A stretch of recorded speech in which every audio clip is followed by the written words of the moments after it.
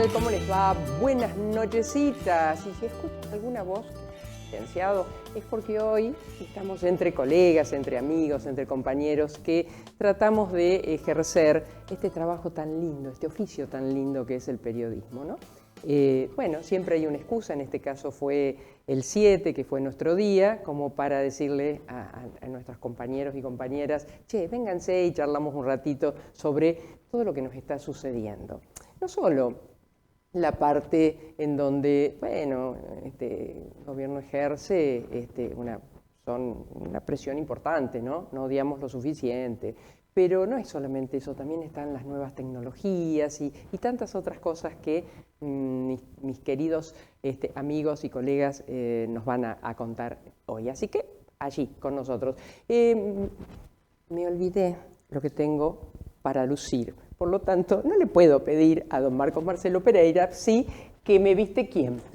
Claro. Pego 911, pero igual puede mostrar. Muestro. 341-542-8348. Una bombacha tranquila, algo muy así lindo, le muy llama, lindo. muy lindo. Sigue con el verde usted. Sí. Y este pullover que es calentísimo, bien para ir tal vez a la nieve. Y los aros, por supuesto, de María Rosuga, eso sí, es mi diseñadora preferida. ¿Listo? ¿Listo? Bien. Bueno, comenzamos con Susana Pozzi, que nos visita, periodista, hizo prácticas laborales en Alemania, trabajó de cronista en Gala News, noticiero del por entonces Galavisión. Cronista muchísimos años en LT8, habiendo hecho móvil nocturno por la tarde y la mañana. Durante 15 años, junto a Fabián Escabuso, condujo el programa Gente que Hace, dedicado a emprendedores, pioneros en su tipo e incluso en su formato, pues duraba solo 30 minutos en Cable Hogar, luego en Cablevisión, Hoy Somos Rosario. Trabajó en radio las mañanas de los sábados en Radio Mitre, Del Plata y Universidad. Actualmente acompaña a María Herminia con una columna los viernes en Del Plata. Imperdible la columna. Exactamente, y edita un clipping de noticias llamado Brújula de Noticias. Otra dama en la mesa es Evelyn Machaín, licenciada en Comunicación Social, egresada de la Universidad Nacional de Rosario. Comenzó su carrera periodística en Radio Universidad y Canal 5, en donde se desempeñó como conductora de programa periodístico y cronista respectivamente. Fue asesora en comunicación y en campaña de dirigentes políticos.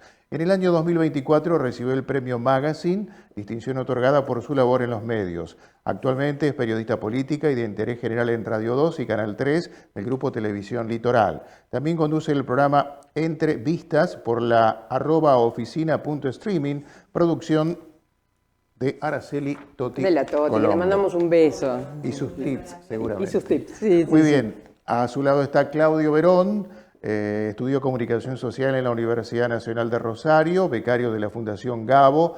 Ha realizado distintos cursos de periodismo narrativo en la Argentina y otros países. Periodista del diario La Capital, sección policiales, antes lo hizo en Economía y en los archivos del mismo diario. Periodista de Radio Nacional Fontana Rosa, fue director de Radio Nacional. Reconocimientos y premios: premio de Adira por el trabajo Boom, revista publicada en Rosario, producción periodística en el libro de Lucrecia Escudero Malvinas, El Gran Relato, primer premio categoría Periodismo de Investigación de ADEPA, Asociación de Entidades Periodísticas Argentinas 2021, ganador de 2 Martín Fierro por su labor en Radio Nacional Rosario. Personaje de la novela de Patricio Prom, El espíritu de mis padres sigue subiendo en la lluvia, editado por Anagrama, basado en notas publicadas en el diario La Capital. Colaborador de medios de Argentina e internacionales, monitor en el área de libertad de expresión de FOPEA. Y cierra esta gran mesa Lucas Amerizo, licenciado en Comunicación Social de la UNR, graduado en Relaciones Institucionales, en medios locales, regionales, desde 1994, en gráfica, radio y televisión. Fue docente de investigación periodística en TEA Rosario, actualmente redactor de La Capital, principalmente en la sección La Ciudad, que cubre las novedades de Rosario y sus protagonistas. Conduce el programa Todos en la 8, de lunes a viernes, de 10 a 12 en LT8 AM 830. Bienvenidos, chicos, gracias. Diría Mirta que no lo soy, qué mesaza. Bueno, ¿cómo ven? Acá hablan todos, los que quieran y como quieran, no hay orden. ¿Cómo están viendo nuestra profesión hoy? Diría la señora que empieza. La dama primero, la dama primero. Susana. Bueno, en realidad yo la veo complicada, por un lado, complicada porque observo como demasiadas presiones. Estoy muy atenta a la agenda. Yo no me sujeto a la agenda por el tipo de trabajo que hago, pero sí noto en el trabajo que hacen los colegas que es muy difícil salir de lo que viene enlatado, por así decir, y eso me parece horrible, espantoso, y viene enlatado desde la instancia municipal, provincial y nacional. A veces me pregunto por qué no animarse a romper la estructura. Uno entiende que te puede costar a lo mejor el puesto de trabajo, ¿no? Pero también a veces animarse no está mal. Y el otro punto es el uso de las nuevas tecnologías. Vos sabés qué es lo que yo pienso, María, del uso de las nuevas tecnologías. A mí me parece que son herramientas que hay que conocerlas muy bien, saber para qué aplicar cada cosa y pensar muy bien antes de usarlas. Lo importante es que nosotros como seres humanos, como profesionales, pero fundamentalmente como seres humanos, le digamos a esa nueva tecnología, especialmente a la inteligencia artificial, esto es lo que yo quiero, no voy a hacer lo que vos me digas. Ese es el tema. Evelyn, que también estás en un streaming, sí, ¿no? Sobre lo que decía Susana, ¿te sentís allí es como una liberación de tal vez otras formas que tenés en tu diario hacer? Ese espacio surgió como una forma de empezar a mover la cabeza, a mover las ideas de otra manera para salir de la lógica tradicional de los grandes medios de comunicación, ¿no? Para empezar a abordar también quizás temas o cuestiones que por la dinámica del día a día de un gran medio de comunicación quedan afuera y que para nuestro equipo de trabajo eran interesantes, incluso no solamente por una inquietud propia, sino porque nos parecía que había un montón de otros temas que hoy estaría interesante hablarlos y contarlos desde otro lugar, y que bueno, ese espacio es un espacio que además es un espacio que tiene la absoluta libertad de cada una de las integrantes de poder hacer lo que queremos, pensando por supuesto en un producto que tiene un objetivo y pensando también en quién lo va a estar mirando. Pero coincido con Susana que son tiempos complejos, difíciles, quizás más que en otros, no sé, habría que hacer una comparación con otros momentos, pero el no odiamos lo suficiente a los periodistas tampoco colabora para nada en nuestra profesión, que creo que claramente hay que distinguir la labor del periodista en sí del lugar donde se desempeña, de la empresa, del medio de comunicación, donde fuere, ¿no? Y creo que esa distinción hay que hacerla. Al público le cuesta, quizás no lo comprende y cree que todo es lo mismo. Pero si hacemos esa distinción y entendemos que somos trabajadores y laburantes, me parece que, bueno, el entendimiento del otro lado puede ser diferente. Chicos, ¿ustedes dos varoncitos? Yo si me deja Lucas, me quedé pensando lo que planteaba Susana y Eve en términos de empresa y no empresa, periodistas y no periodistas. Y me quedé pensando en una cuestión muy local. Es la primera vez en 150 años que en Rosario hay un solo dueño de todos los medios grandes. Y es un dato, porque en otras provincias esto no pasa. Esto no pasa en Capital Federal, esto no pasa ni siquiera en las grandes urbes del conurbano bonaerense. Son 5 o 6 medios y es un único dueño, con lo cual, y viene a cuenta lo que decían recién las chicas, si vos en un momento sacás los pies del plato, te quedás sin trabajo, en ningún lugar. Entonces, muy bien lo que hace Eve y sus compañeros, que dicen, bueno, veámoslo desde otro lugar, abramos otra vertiente, abramos otro camino en lo que hace la comunicación, el periodismo, que se sepa cosas que tal vez ese único dueño no quiere que se sepa porque tiene compromisos económicos, compromisos políticos, compromisos de todo tipo. Y en el mundo los diarios también tienen una línea editorial que responde a determinadas pautas y políticas. Pero aparte esto no es nuevo en los medios de comunicación, es decir, pero ¿cuál era la gran diferencia? Que vos tenías un dueño de un medio, otro dueño de otro medio, otro dueño de otro medio, Y vos podías llegar, como se hizo históricamente mismo en Rosario, a saltar de un medio a otro. Es que, digo, remontándonos a tiempos inmemoriales. Había programas que pasaban de Canal 3 a Canal 5. Claro. Había periodistas que pasaban de la tribuna a la capital o no. Y eso que la tribuna era de uno de los lagos. ¿No? Estamos hablando del diario de la capital de Rosario. Sí. Históricamente la familia Lagos ya no, hace muchos años. Bueno, hoy ya eso es imposible. Claro. Vos tenías dueños de las 3 radios, tenían un dueño distinto. Hoy ya no. Entonces, ¿cómo ha cambiado la forma de trabajo? Y haciendo esta edición, ¿no? Dueño de medios y periodistas, que están muy, muy atados por eso, ¿no? ¿Vos, Lucas, cómo lo estás viviendo? Yo, a lo mejor lo interesante es contar un poco la cocina de lo que uno ve cuando a lo largo del tiempo trata de conseguir información. En general nosotros en el diario y en el área que estoy tenemos que generar nuevos contenidos, entonces el desafío es un poquito más difícil porque la pretensión a cada vez que anochece es irte a tu casa con la idea de haber generado alguna idea o contenido distinto para que eso tenga algún tipo de efecto o por lo menos le sume a la cadena periodística pequeño eslabón más, digamos, tampoco es muy pretencioso. Y en ese aspecto sí, yo lo que noto es un deterioro marcado y difícil en la capacidad de construir la información como nosotros inicialmente, yo cumplo 29 años en el diario. Sí, es el matrimonio más largo que me duró. Hasta el momento, Hasta el momento. Pero bueno, lo que quiero marcar es que incluso siendo mucho más jovencitos y amén de todo ese espíritu innovador, energía, rebeldía, ebullición que uno tenía a la hora de entender de que estaba en un gran medio haciendo el sueño que uno había imaginado cuando se estaba formando, en este caso en la universidad.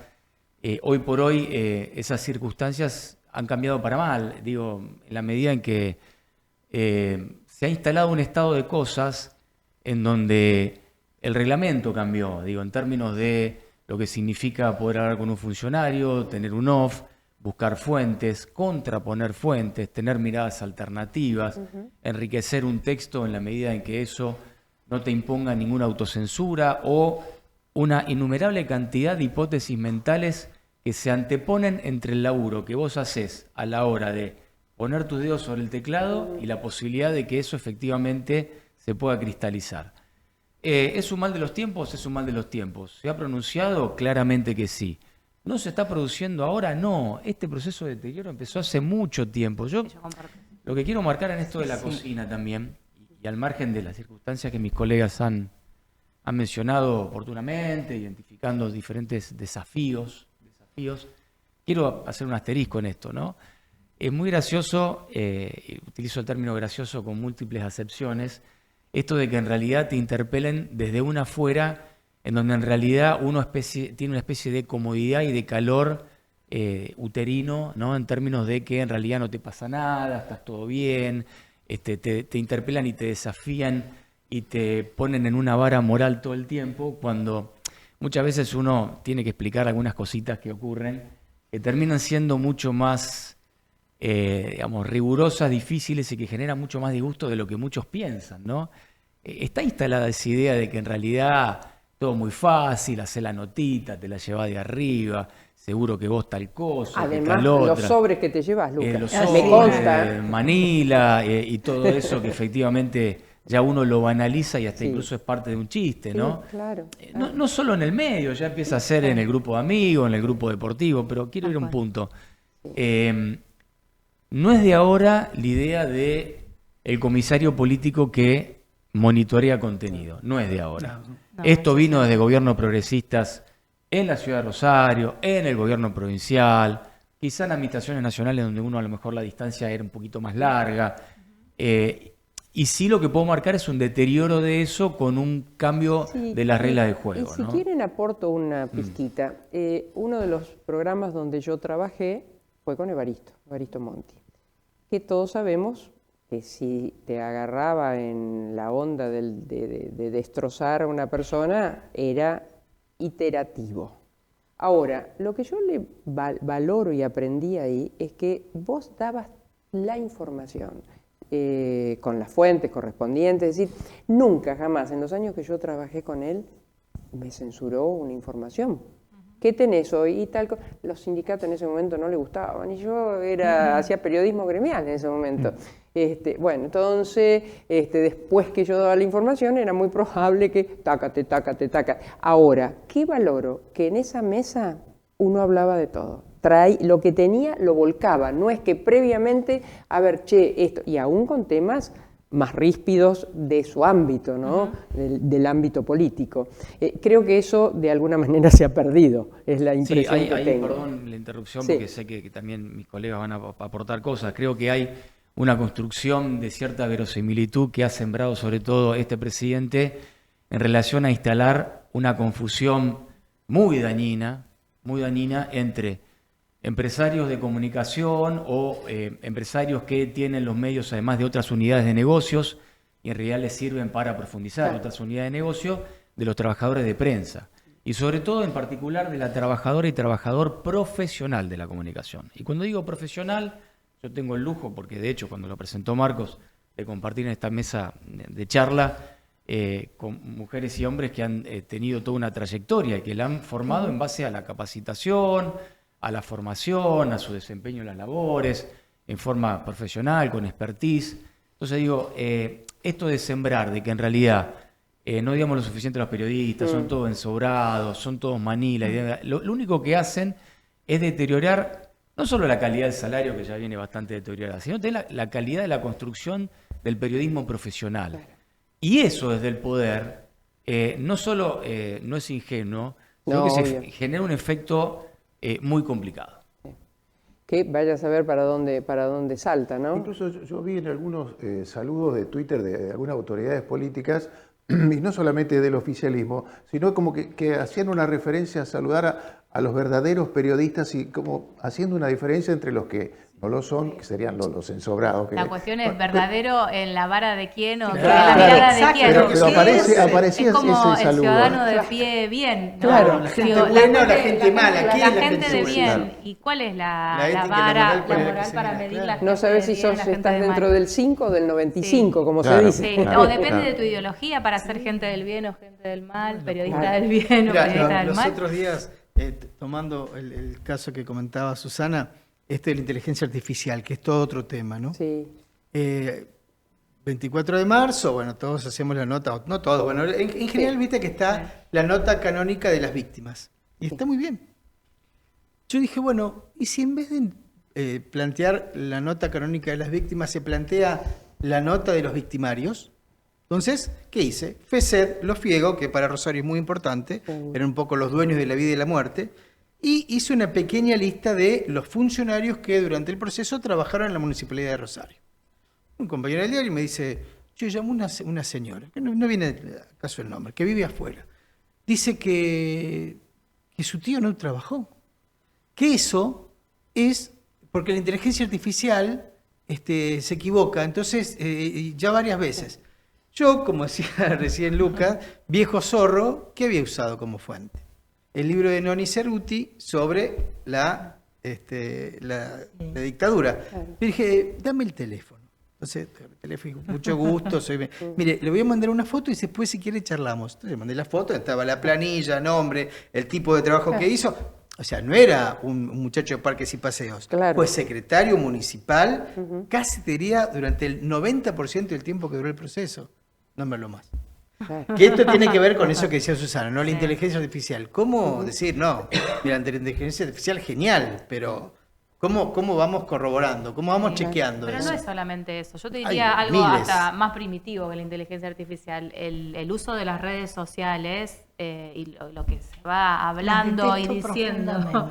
Bueno, pero para muchos. Susi el micrófono y bájate un poquito. Pero para muchos, profundamente. Para muchos, o para no sé si para muchos, pero para un porcentaje de la población, eso que se conversa en las redes sociales es cierto. Pero no es así. No es así. No, la pero digo realidad que nos no afecta es esa. también esa. Claro. Pero a ver, y el que muchos periodistas se prendan a lo que dice alguien en Twitter, en Twitter, porque esa es la cloaca a donde se remiten, que habría que mandarle al diamante de Arroyito, y sí, No es eso. No, pero la Twitter realidad, en una época fue la usada realidad por es- los funcionarios para Sí, comunicar sí, su sigue siendo, un sigue bueno, siendo espanto. usada. claro, La para realidad comunicar es lo que ellos otra. quieren decir. Hay que ver presidente más habla por allá Twitter. de esa ventanita, viste, Eso, que te abren a propósito para que veas hasta ahí y que los que no quieren pensar, esta sociedad viste, del stroll es una aberración. Hay que mantener la capacidad de ver, de leer, de reflexionar, de pensar. No es un título y una bajada, muchachos. La vida va más allá de un título totalmente. y una bajada. Y nuestra función como periodistas es justamente, después del título y la bajada, desarrollar el tema y que lo vean. Esto es lo que ocurre y es lo que nos está ocurriendo. Sí, no, yo coincido con vos, no Sí, estoy sí, defendiendo yo creo las que redes todos- yo sociales, creo que por todos favor. coincidimos. No estoy defendiendo, pero Me saca pero eso. digo que hay algo más primitivo todavía Claro. que impacta y que no es la inteligencia artificial, sino que son las redes sociales. Digo, hoy si pensamos en la inteligencia artificial generativa, con todo lo bueno que también puede implicar y todo lo malo, me parece que es una herramienta interesante utilizar yo siempre digo esto y parezco reiterativa, con pensamiento crítico. O sea, si la inteligencia artificial no está atravesada por pensamiento crítico, No sirve. lamentablemente No sirve. el camino es peligroso.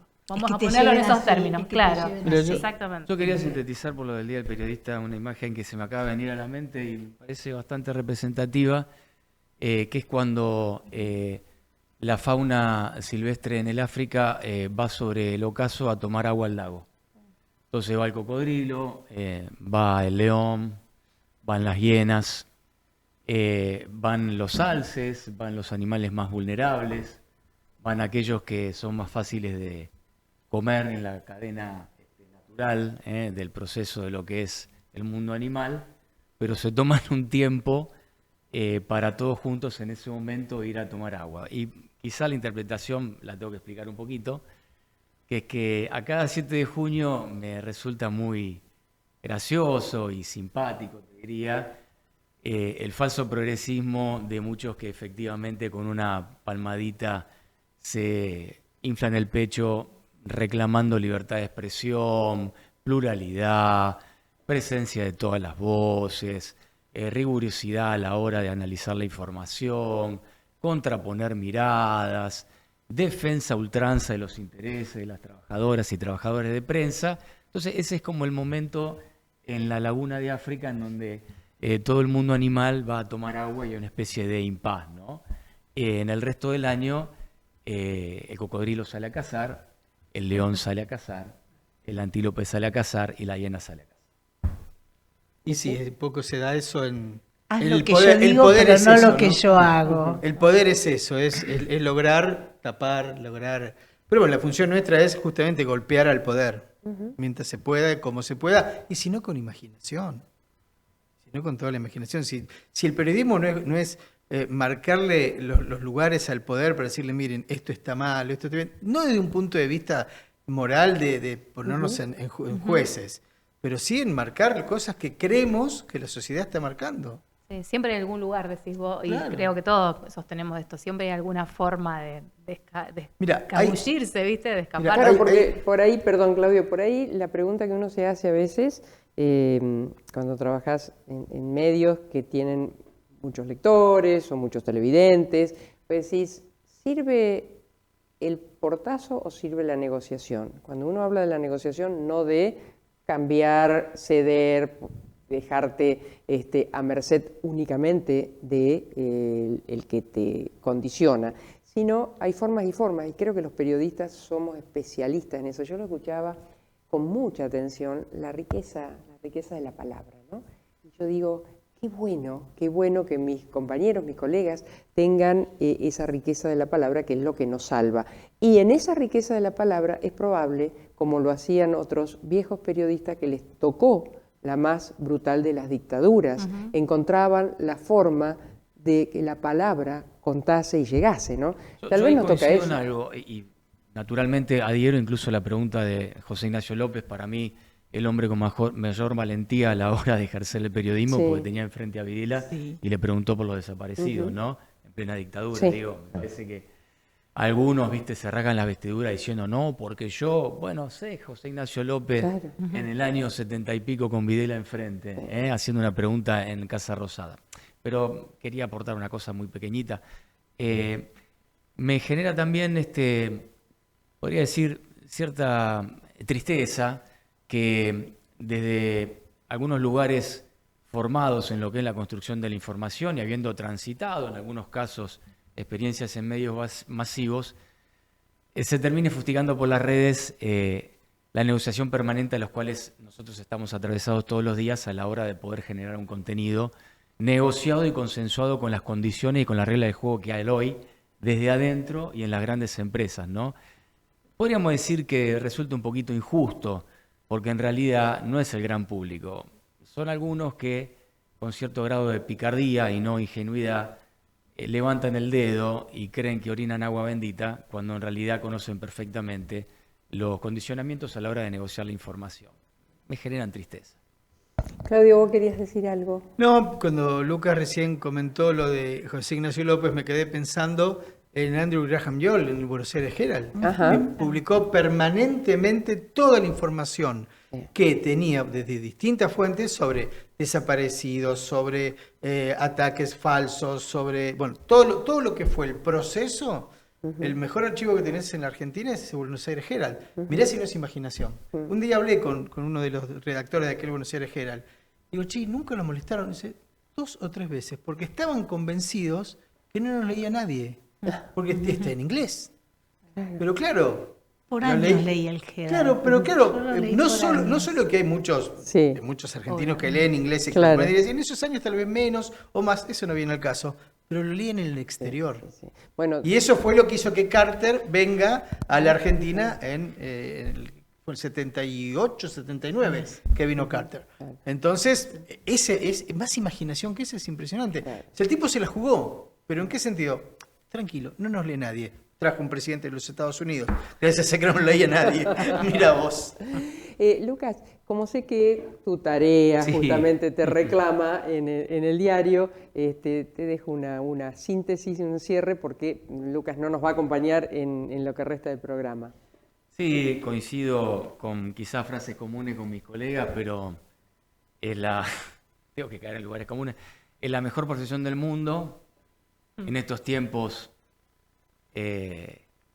no remunerada de la manera en que merecemos y merecen los profesionales de la comunicación, que logran interpelar al poder con consecuencias que muchas veces a la hora de producir, sobre la humildad de muchos perfiles de colegas que a lo mejor no con la exposición, que un poquito más, un poquito menos podemos tener acá, o en fin, hacen ese trabajo de hormiga que logran resultados impactantes y que efectivamente son imprescindibles para la reconstrucción de una república que pueda seguir teniendo anticuerpos democráticos, porque a mí me preocupa mucho eso, sinceramente. No es una banalidad lógica o propia de los estilos, digamos, border de un presidente, esto que se ha sembrado y yo traía acá a la conversación, que es de agarrársela con los más vulnerables en la construcción de la comunicación, que somos los periodistas, ¿no? Esa idea smithiana de anteponer la construcción política generando un enemigo enfrente ha generado justamente estar enfrente del poder a personas que somos sumamente vulnerables. No lo somos nosotros solos, sino que me parece que en la medida en que nosotros vayamos menguando nuestra posibilidad de construcción de la información, va a perder la gente. Nosotros seguro, pero me parece que esto no va a ser gratuito para gran parte de la sociedad. Gracias, Lucas, gracias Al por tu contrario, trabajo María, y gracias muchas por gracias. estar hoy con Un en placer esta y un linda honor mesa. poder estar en esta mesa. Bueno, vamos a Vamos a la porque tanda, sí, también sí. tenemos que atender a nuestros clientes. Obviamente. Sindicato, Perdón. Eso es otra cosa. Cuando yo estudié, a mí no me dijeron que tenía que salir a vender con un portafolio. Nunca estudié publicidad, nunca. Y fíjate que creo que, no sé si todos los que están en esta mesa, pero saben, si no lo hacen, saben de qué hablamos. Vamos Señor, a esa tanda, ahora entonces, sí. a defenderla. Sindicato Obrero de Estaciones de Servicio, Garajes, Playas y Lavaderos Automáticos de la provincia de Santa Fe. por la dignidad y superación del trabajador, contra la explotación y la inequidad distributiva, Riobamba 1075. Joyería España, desde 1981 en la tradicional esquina de España y Ceballos. En su tienda online joyeriahispana.com/medioonline.com.ar. UDA, Unión Docentes Argentinos, Seccional Santa Fe. La educación es un compromiso de todos. En Rosario, Ovidio Lagos 2663. Construyendo la transformación social, defendiendo en unidad los derechos de la clase trabajadora. Sindicato de Aceiteros Rosario. Búscanos en las redes, estamos en Facebook, Twitter e Instagram. El tango y sus avenidas. El tango y sus calles. Todas transitadas sin atajos ni barreras. Grupo Contrastango. Tangos, valses, milongas, candombes que fueron y serán ya trabajando en un nuevo material. Algo de ello vamos a presentar el sábado 13 de junio, 20:30 en el Centro Cultural Contraviento de Rodríguez, entre Córdoba y Santa Fe, al 700. mariaherminiagrande.com.ar, contratangos.com.ar. Los esperamos, no se arrepentirán.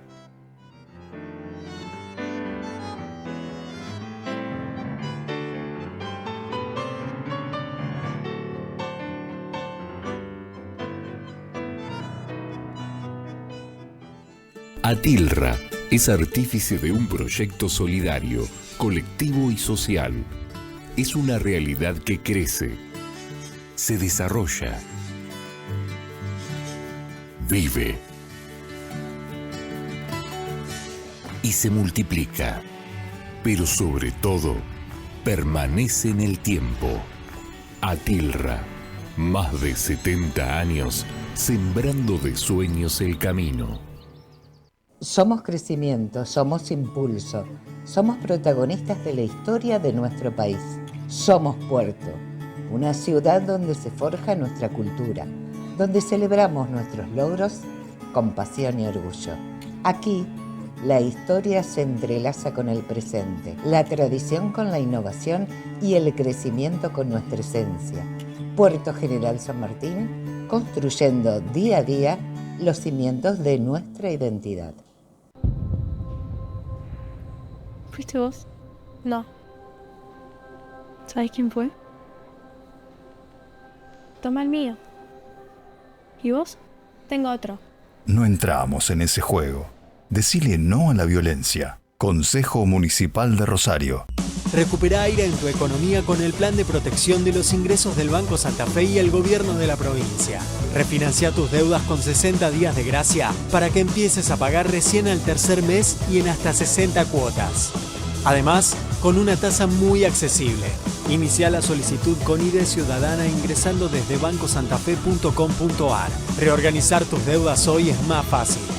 Conoce más en www.bancosantafe.com.ar.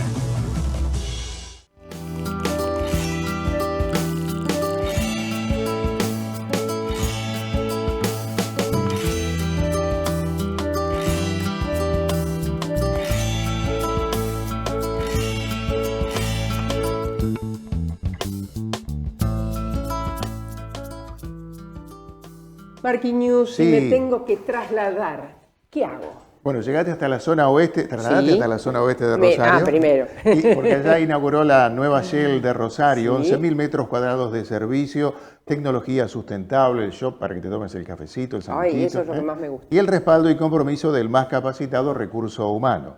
En la estratégica esquina de Mendoza y Wilde, experimenta algo más que llenar el tanque de combustible líquido o GNC de tu vehículo. Estación de servicio Shell, Mendoza y Wilde, el futuro de la energía. Y todo está creciendo en Rosario y sus zonas aledañas. Así es, cerca de Rosario, su puerto y los puertos de la región, se gesta un proyecto que va a unir al pequeño y gran inversor con la industria, el desarrollo y la producción.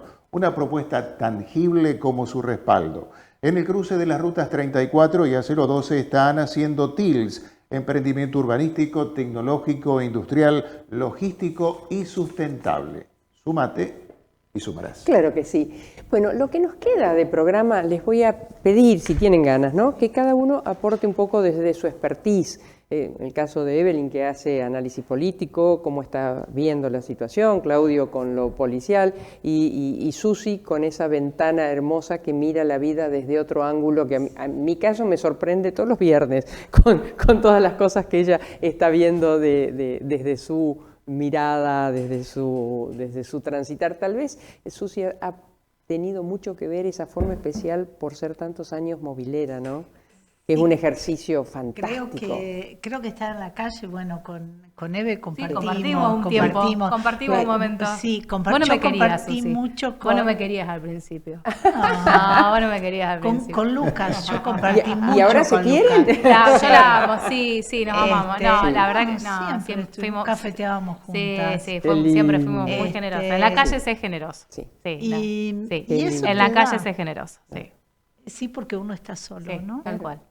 Ese es el tema. Pero te permite ver, es apasionante que estar en esto la que calle. dice Evelyn, que en la calle es generoso, cuando vivimos, y ahora voy a Claudio, esos momentos tan difíciles en nuestra ciudad, con muertes, por momentos hasta parecía que nos habían privado de todo, que estábamos encerrados en nuestras casas, yo veía a nuestros compañeros mobileros que iban juntos o nada, que se decían, bueno, estamos acá y acá vamos juntos y si no nos retiramos, hay una gran solidaridad. ¿no? Ya habíamos empezado a ir juntos antes de eso, mira. porque ya años antes la cosa ya no era tan fácil andarla solo. Claro.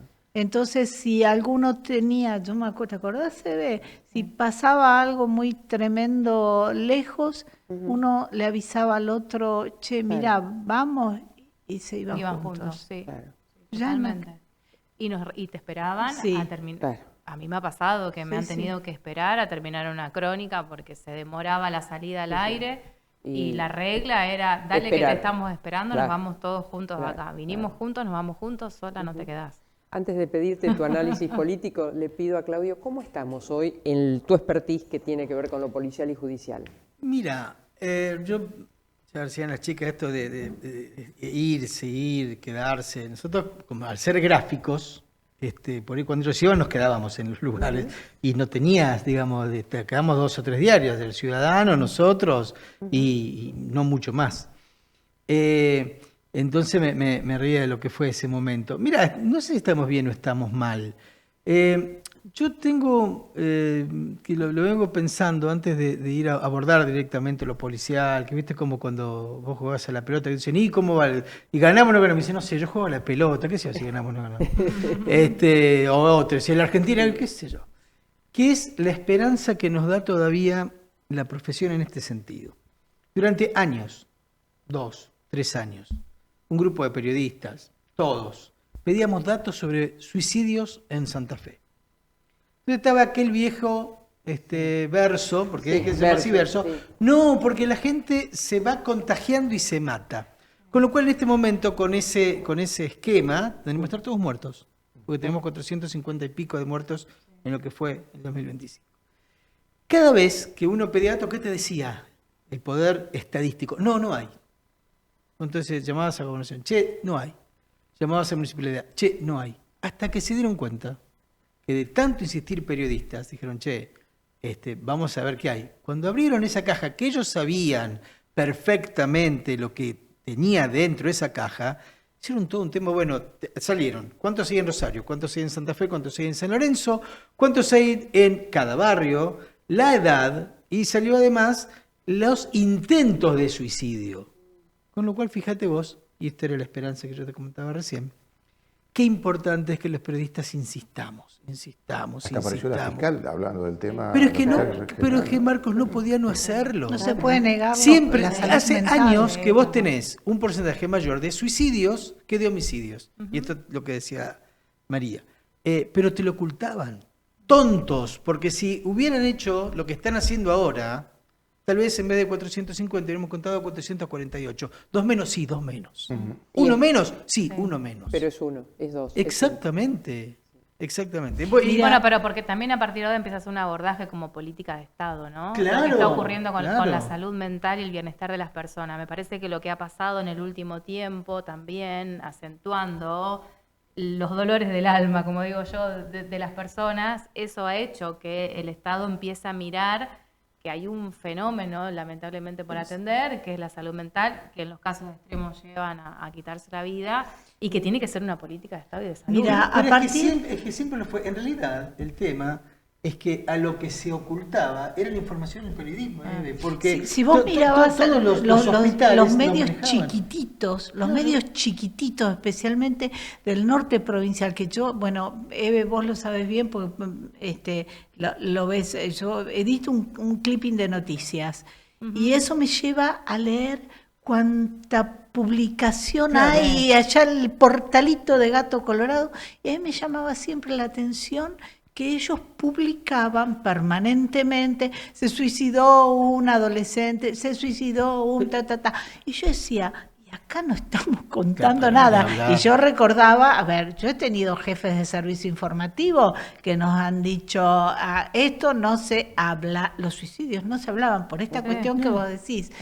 O sea, era un fenómeno que se daba. Pero lo tenían ahí delante. ¿Sabés lo que es lo peor de esto? El inicio de esta cuestión.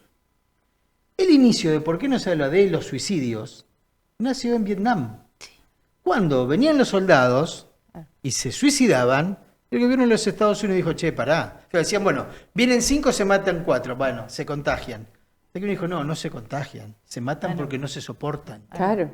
Entonces, ¿qué dijo el gobierno? No, bueno, como rápidamente, una cuestión sociológica, bueno, como se contagian, de esto no se habla. Y no se habló en Estados Unidos, en Guatemala, en la Argentina, en México, durante años.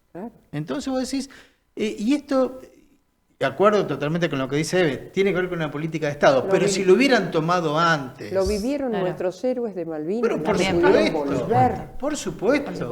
Por el desprecio, el ignorarlos. No hay cosa peor que ignorar al otro cuando el otro además te necesita, ¿no? Ayer, mira, terminó siendo una mesa de información, ¿no? Claro. Ayer me comentaba un funcionario de primer nivel de la provincia, en el Ágape que se hizo por el Día del Periodista. Yo este tema lo tengo fijo hace años, y me dice, ¿sabés lo peor? Son chicos de entre 10 y 14 años. La gran mayoría son chicos, digo, pero esto hay que plantear. Y no, digo, pero escuchame, o sea, está bien. Ahora, yo entiendo porque hay formas que a veces uno parte de la base de un periodismo serio. Y a veces hay una base que no es un periodismo serio, porque me suicido yo y lo más seguro es que no pase nada. Ahora, se suicida un gobernador, se suicida Mirta Legrand, que ya sabemos que no se va a suicidar para evitar... No tiene que llegar a la suicida, y hay que ver cómo se toma. Entonces, por eso también es que está ese reparo. Porque a veces, bueno, hay colegas que te exigen el amarillismo, el porqué, bueno, entonces van buscando... Ahí está quien ejerce a conciencia la profesión, el oficio, claro. A mí me gusta llamarle el oficio, quien ejerce a conciencia el oficio y quien no lo hace a conciencia. Y yo creo que tener el oficio de periodista implica una gran responsabilidad personal y colectiva. Porque lo que vos digas o escribas y alguien pueda leer, eso puede incidir de un modo positivo o negativo en los otros. Esos que están esperando que vos les digas, les contés algo, les aclarés algo. Y si vos no lo haces con un sentido de responsabilidad social, y con este tema de los suicidios, es eso. O sea, hay que contar las cosas. Yo soy de la idea de que no hay que tapar nada. Es el modo en que las cosas se dicen. Yo coincido con vos, porque una cosa es contar cómo lo hizo, que no corresponde, porque no sirve. ¿Y por qué? No sirve. ¿Y por qué? Y otra cosa es hablar de lo que está ocurriendo para evitar que alguien que está en la misma o pensando la misma... Bueno, quizás podemos tratar de que cambie de parecer. Mira, ¿no? Se está dando algo también similar con el tema de los paraderos. Entonces, a mí siempre, no sé, es una cuestión que uno se levanta y dice la pregunta, ¿cómo llegamos hasta acá? Viste que a veces uno dice, ¿cómo llegamos hasta acá? Y no encuentra la respuesta. En realidad siempre está la respuesta de cómo llegamos hasta acá, por cosas que no se hicieron antes. Paraderos. Pedí información de paraderos. Hace 2 semanas que estoy pidiendo información de paraderos. Es un secreto... No, porque entonces, qué sé yo, antes no hace mucho, vos ibas a la terminal de ómnibus y tenías todos los carteles de los paraderos. Juancito se perdió, tal. En las páginas oficiales no están actualizadas. En los colectivos, vos tenés, se paga 25 millones de pesos por quien mató a Pepe, se paga 50 millones de pesos por... ¿Y los paraderos? Antes, no hace mucho, vos en los colectivos veías ese paradero de Juancita que salió de su casa, ahora no está más. Y no encontramos, se quiere ocultar nunca nada de Bruno Gentiletti. Pero María, se quiere ocultar. Y Bruno Gentiletti es un caso que ya es histórico. Pero hay en este momento, hay en Rosario, 8 personas que no aparecen hace 8 días, 10 días atrás. Mira. Y bueno, sí, lo vamos a hacer. O sea, no hay forma de obtener esa información más que desde el oficial. ¿Y sabés cómo termina la historia? Te enterás de que la persona estaba desaparecida a través de un hecho trágico. Y es muy probable. Entonces, un día nos vamos a levantar y vamos a decir, ¿cómo llegamos a ser las mujeres de Ciudad Juárez? ¿Cómo llegamos a esto? Y bueno, llegamos porque no se hizo nada antes. Es tan sencillo. Ahí te pido, Evelyn, porque esto todo está en un contexto político. Qué difícil. Yo coincido con lo que decíamos antes, ¿no? Hay un proceso de degradación, me parece, general de la sociedad, de la política también, que no es de hoy, que no es de la era libertaria, sino que viene de antes, y quizás hoy sí claramente se ha profundizado. Me parece un gran desafío por delante por sostener nuestras instituciones, por sostener nuestra democracia, por sostener lo que se hizo y no darlo por naturalizado, porque lo que hoy se está dando por en natural o naturalizado vuelve a estar lamentablemente en cuestionamiento, ¿no? Y otra vez hay que explicar muchas cosas que uno creía que eran discusiones que ya habíamos dado y que la sociedad las había saldado. Evidentemente eso no está ocurriendo y creo que eso nos atraviesa a todos. No voy a ser responsable a un sector en particular, creo que nos atraviesa a todos como sociedad, desde el rol que cada uno tiene y desde el espacio político que cada uno tiene en mayor o menor medida. Sí veo mucha dificultad en los consensos, en esta huella del enemigo y amigo cada vez más profundo. Es muy difícil Y no solamente entre miradas distintas, sí, dentro de las propias miradas, ¿no? Sí, es muy difícil. Y tengo quizás más preguntas que respuestas. Muchas preguntas vinculadas a, la sociedad pedía un cambio, evidentemente, que se manifestó en las urnas en las últimas elecciones presidenciales y que fue ratificado también en las elecciones parlamentarias del año pasado. Tengo muchas preguntas en cuanto a cuál es el rumbo que nuestra sociedad como tal, la sociedad votante, porque en verdad hay una parte de la población que evidentemente no valora el voto o la participación democrática como posibilidad de cambio. Bueno, esa gente, ¿qué pasa con ese porcentaje de la población que hoy no participa? ¿Y qué pasa con ese porcentaje de la población que sí elige ir a las urnas y qué tipo de sociedad quiere construir? Por eso digo, tengo quizás más preguntas a nivel general que respuestas. Evelyn, si uno ve que el padrón nos indica por una cuestión etaria que el 40% más o menos está en gente muy joven, sub 35, sub 40. Hay allí todo un enigma, ¿no? Porque por suerte no vivieron dictaduras, por suerte un montón de cosas que tal vez los más grandes a veces reaccionamos desde ahí. Está abierta esta pregunta es para todos, ¿eh? Pero agrego esto, vos decías esto, hay mucha gente que no vivió o que no estudió quizás, porque no es necesario vivir. Claro, yo no viví la época de la dictadura, a mí me la contaron mis padres desde su perspectiva. Claro. Y después la desandé a lo largo de los años, con estudio y con entorno y con más estudio. Y creo que en ese punto, por ejemplo, muchas veces nuestras nuevas generaciones, nuestros hijos, no se cuestionan qué fue lo que pasó y cuál es la posibilidad de perder hoy nuestra democracia como tal.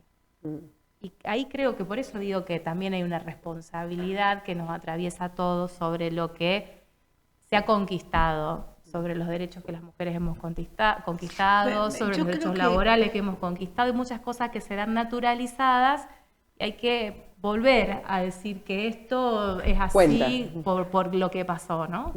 Yo creo que esto tiene que ver, acércate, digamos, Susi. Sí, yo creo que esto tiene que ver con algo que yo llamo que vivimos en una sociedad pantalla, rectangular. Y eso no me lo saca nadie de la cabeza.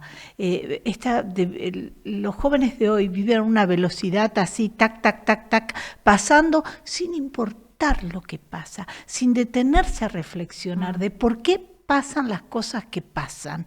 Cuando vos te empezás a preguntar por qué pasa lo que pasa, empezás a pensar y tenés que mirar hacia atrás, porque las cosas no pasan porque sí.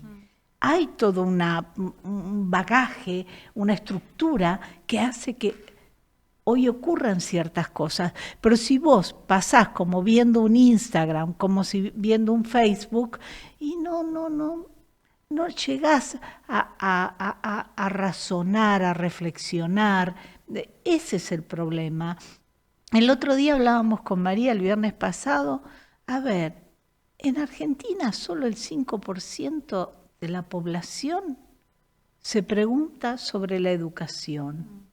Y después, mientras tanto, tenemos universidades a las que se les están quitando los dineros, docentes que no tienen cómo hacer, que tienen que, digamos, están uberizados. Eso es terrible, que no pensemos en la educación, que solo el 5% de la población piensa en educación. Eso es espantoso. No pensar esos pilares fundamentales de la sociedad hace que estemos como estamos y que si no le ponemos un freno, si no vemos otro modo no es asomarnos a la vida, es empezar a vivirla, es ser protagonista de eso. No sé si me explico. El tema, primero estoy totalmente de acuerdo con vos. El tema es, ¿se puede poner un freno? Cuando cambiaron los caballos al auto, al motor. Yo no te digo volver al 1800. No, yo digo, pero justamente, no digo eso. Digo, cuando cambiaron de caballo al motor, a la rueda, nadie dijo volver al caballo. Tuviste que adaptar al motor desde el mejor lugar posible.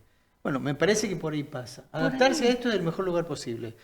Porque si no, digamos, te vas a convertir en un Fahrenheit, el Fahrenheit de Ray Bradbury. Los que leemos seremos quemados o en una secta de tipos que... Pero o de monjes que observamos ni siquiera el mundo, hay movimientos para eso, Claudio. Mira, ayer se dio una situación que a mí me pareció maravillosa. 1 millón de tipos fueron al velorio de un ídolo popular. Sí. 1 millón de tipos, 1 millón de argentinos. Yo no sé si piensan en la educación, si están educados, si es una realidad del conurbano bonaerense que para nosotros nos resulta muy distante. Totalmente y distinta. muy extraña. Pero hay un montón de gente que fue al velorio de un tipo que decía que la resistencia era parte del todo. O sea, que resistir y adaptarse. Sí. Y me parece un dato una identidad colectiva. Un dato esperanzador de una Argentina. Y fue en paz. Sí, más de uno. Pero es que no había razón por la que no fuera. Te sumo otro. No, que había muchos que, viste, se estaban esperando que algo de raro ocurriera. Bueno, pero siempre está esperando que algo raro ocurriera. En ese sentido, así, ya te doy. Yo me reí mucho con los colegas de Buenos Aires que iban y decían, esto fue en paz, fíjate, que yo, ¿cómo es? Claro, es porque no salen y no conocen el conurbano bonaerense. No lo podían explicar. Ahora, Claudio, eso que vos decís es una identidad, es una identidad colectiva, ¿no? Están bajo una... Y 1 millón, y yo creo que otro millón hubiera querido y no se movilizó. En Salta, en Catamarca. La defensa de las universidades también, claramente una identidad colectiva. También. Y ahí no me digas que hay una sola postura política. No. Hay valores que ya están inmersos y puestos. El valor de la democracia, yo por ejemplo, como decía, yo no tengo miedo de que la democracia deje de existir tal como la conocemos. Creo que es un valor que es inclaudicable. Ya es inclaudicable. Yo no puedo creer que en este país, por ejemplo, nos estén vendiendo el agua, nos estén vendiendo las riquezas y nadie dice nada. ¿Qué tal si lo planteamos para otra mesa? Lo seguimos charlando por esos programas. Pero ¿viste? eso que vos decís también tiene que ver con cómo se configuran hoy los partidos políticos y cuál es la relación de poder que hay. Que no tenemos partidos políticos. No hay. Por eso, Bueno, chicos, digo, vuelvan más seguido. Es para seguir hablando. Gracias, María. Un placer a Gracias. ustedes. Escucharlos es una delicia y saber de ustedes, de su posicionamiento, de sus vidas, también es un orgullo. Así que muchas gracias. No, gracias, No, Bueno, gracias detrás a de vos. cámaras, Azul Altuna, Leo Fernández o González. Ay, González Fernández Gonzalo, chicos. y Liliana Dalbosco. Gracias. Será hasta la próxima semana.